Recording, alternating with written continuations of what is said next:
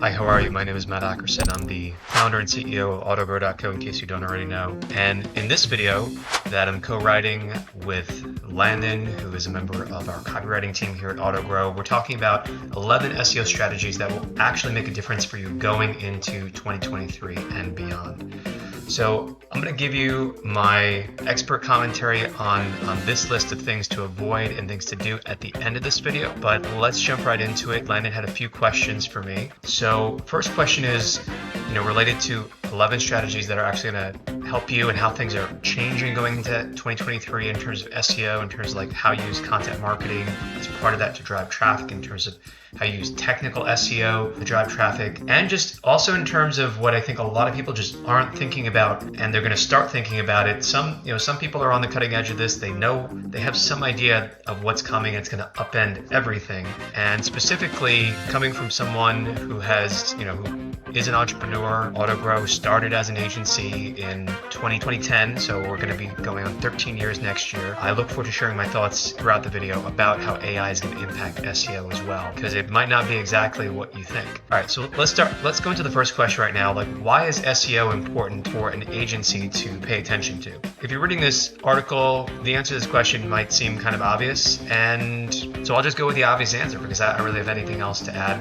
SEO is important because, especially as an agency, if you're an agency, you want to always have to go to networking events and always kind of go out there and hustle, and instead, have clients come to you, knock on your door, fill out a form, get on the phone with you, or ideally, your sales team, and buy from you, which is, I think, what you should ultimately be aiming for, because then you're building a business, you're building your agency so that perhaps someday, you can sell it, and you're building it in a way that it allows it to grow. It's not totally dependent on you. Like, for example, I've heard many stories, and there are many examples out there of successful agencies, but the owners are stressed the hell out because they're always in this feast or famine cycle. It's always up and down. They have to go to networking events. They have to always just tap into their network. And yeah, like, you build a reputation over time, but the idea is to keep growing, to make it something sustainable and kind of like outside of you. So SEO is potentially a very key ingredient to that as part of your overall marketing and digital marketing mix,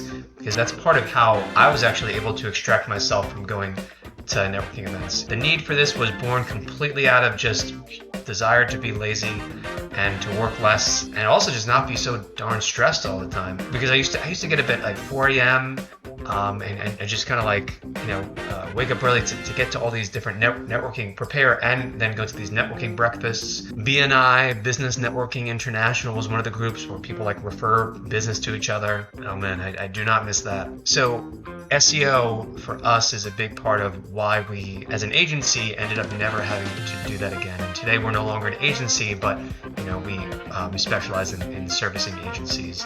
So SEO is important for that reason. Second question, what are some of the biggest mistakes or misconceptions agencies make about SEO? What are some of the biggest mistakes or misconceptions agencies make about SEO? I think it's the same mistakes and misconceptions that people have about a lot of things in business. Basically, results aren't instant. It takes work and it takes time. A lot of people want to tell you that, so-and-so tactic, just do this, and whoop, look at the sales, look at the leads, they go right up.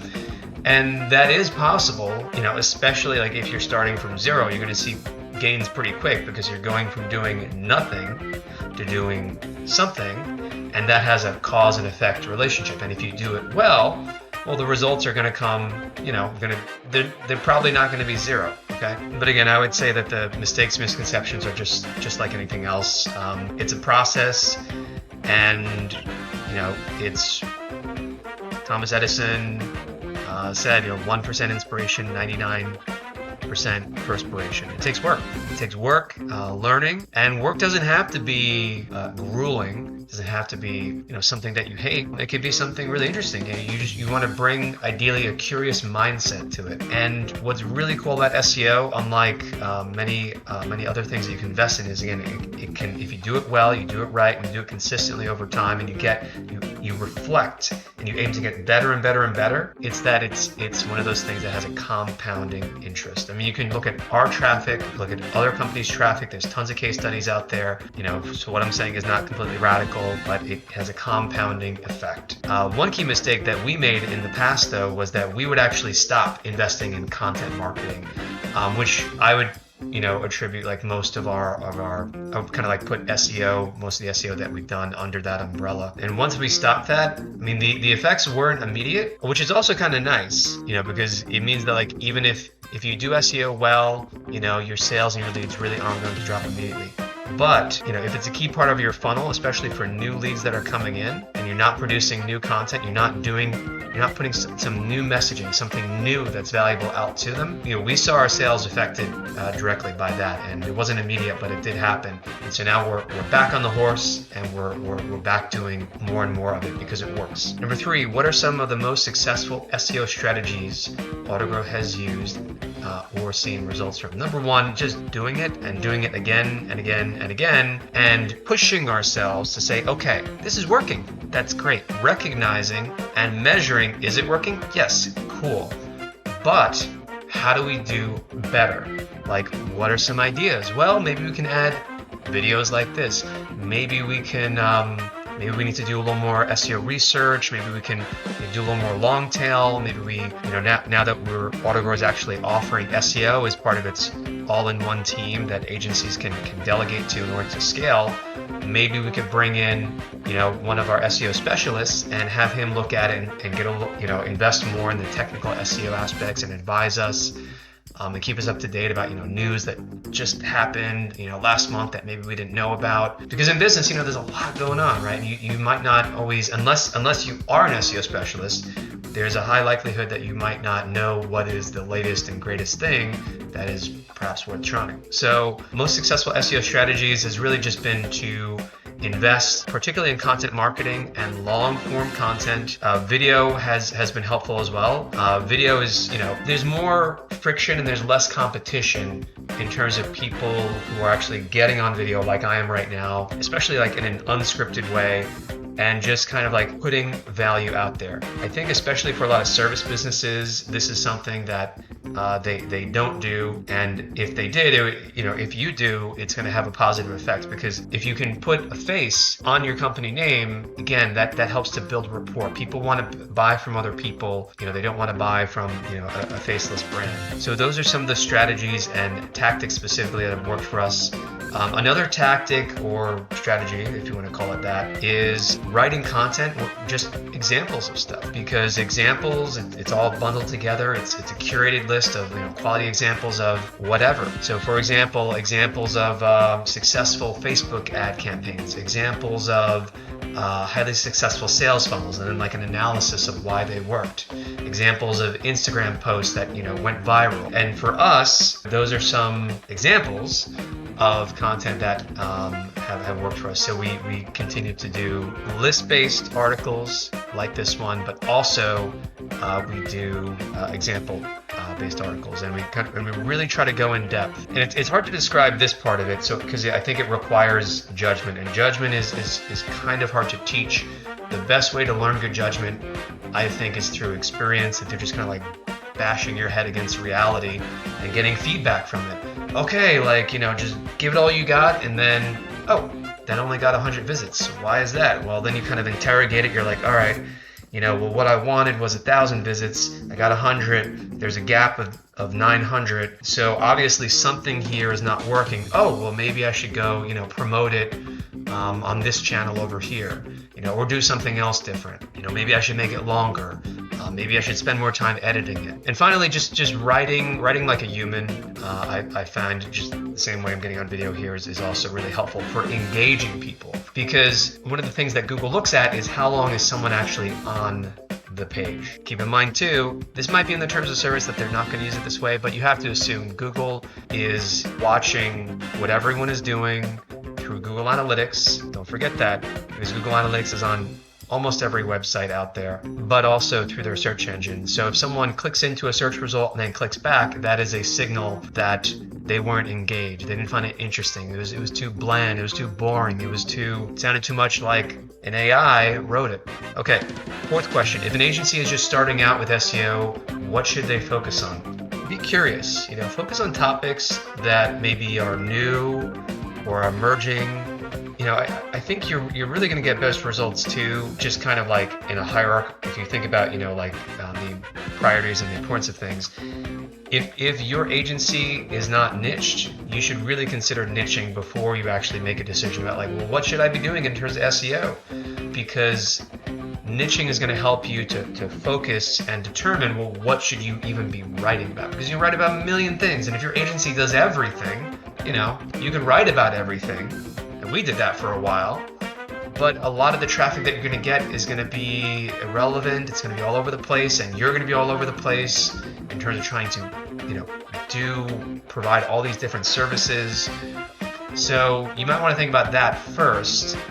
This was a hard lesson that I had to learn repeatedly. I was very stubborn about it. I think a lot of entrepreneurs don't want to niche because, oh no, I'm limiting. But it's not permanent. You can always change later. And if anything, if you do your research, if you do your homework, it's much more likely to be a growth multiplier than something that is going to hurt your business. So do your research, and it's worth it. And that will help you to focus in what topics. And niching also doesn't have to necessarily be like who. It could also be what.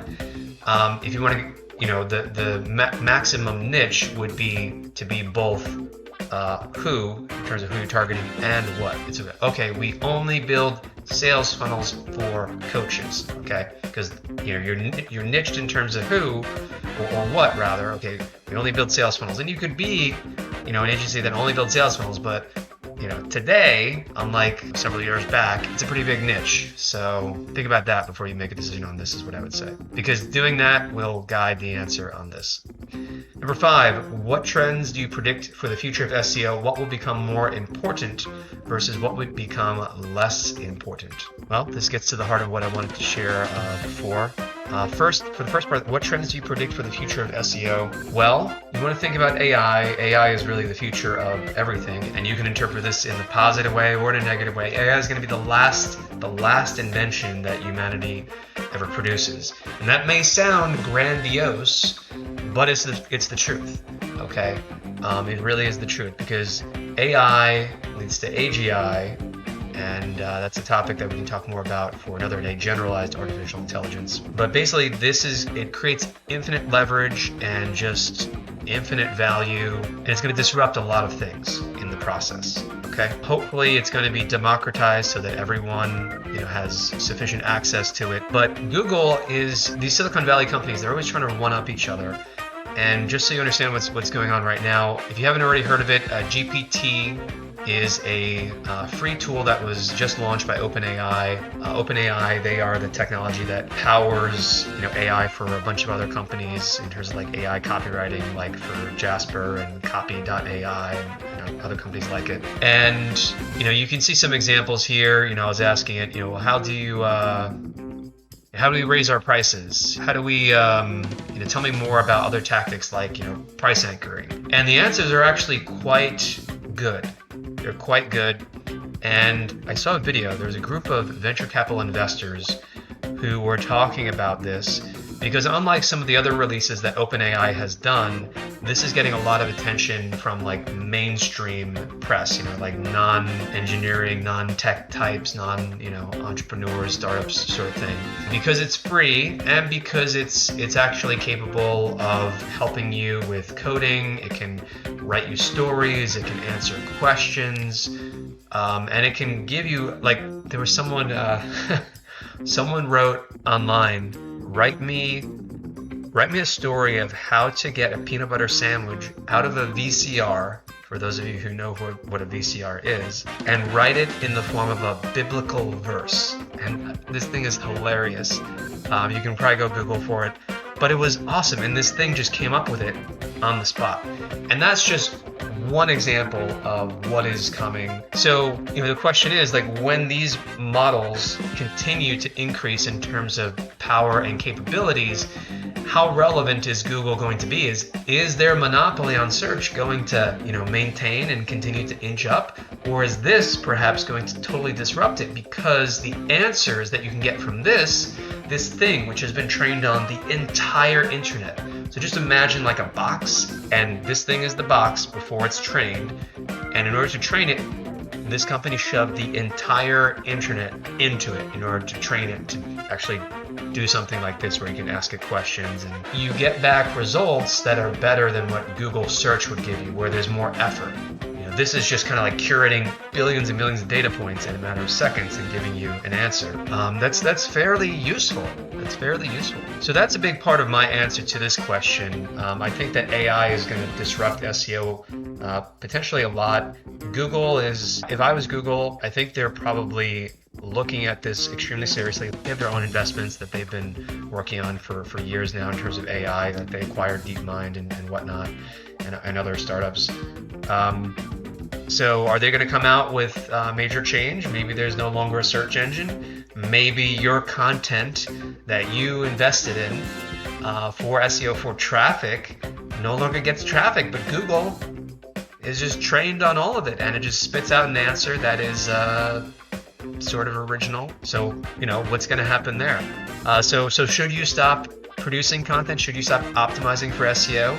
No. But you do want to keep a pulse on where this is going, because it's probably going to change a lot of things and faster than you might expect. So that is what will become important.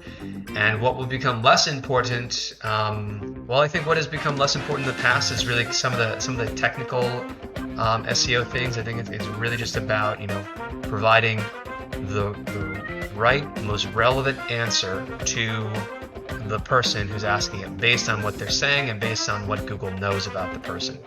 Okay, so that's going to continue to become more and more important, and I think some of the technical details will become a little less like, oh, is your title tag, which right now is still pretty important. I think things like that will become less important. It's more about, okay, does your page have, in this paragraph, the answer to the question? Let's give it to them. And finally, a quick reflection on things to avoid, things to do. I know that Landon is expanding on this, but actually, I think I already shared. Here's the one thing I would add in terms of things to do, and I'll wrap up on this. Just fundamentally understanding what is value, okay? Because some of the best strategic advice I ever got was from a fellow entrepreneur. It was actually Brendan Dunn. He's the founder of rightmessage.com today. But we were on a mastermind call some years ago, and he said, just focus on value, just focus on giving more value. And this might be a cliche for some people listening to this, but once you have a fundamental understanding that value is not this vague, amorphous, nebulous term, it actually means something. It means something that is useful, something the reader can enjoy and or use. I think that's perhaps a good starting definition just off the cuff of value. But really think about that, and that would be something to focus on going forward. All right, I hope you enjoyed this video. If you are an agency watching this, I encourage you to check out autogrow.co, because we can help you scale your agency to your first or next $1 million by curing your client capacity bottleneck. No more hiring headaches, no more outsourcing, no more, freelancers disappearing on you, and just all the people headaches that come with managing an agency as you're trying to grow. You just, in a few clicks, sign up for AutoGrow for a flat fee, okay? And no contracts, and just scale your business. What would it be like to grow your agency as fast as you can sell? That is the value that we look to provide to you. And you do the selling, and we just do the execution in terms of the creative. And you get up to 15 skill sets depending on the package that you sign up for. Copywriting, design, development, ads, management, and so much more. So go check it out, autogrow.co. We've helped a lot of companies and a lot of agencies, and I encourage you to sign up today. All right, or book your call. All right, thanks a lot. Talk to you soon.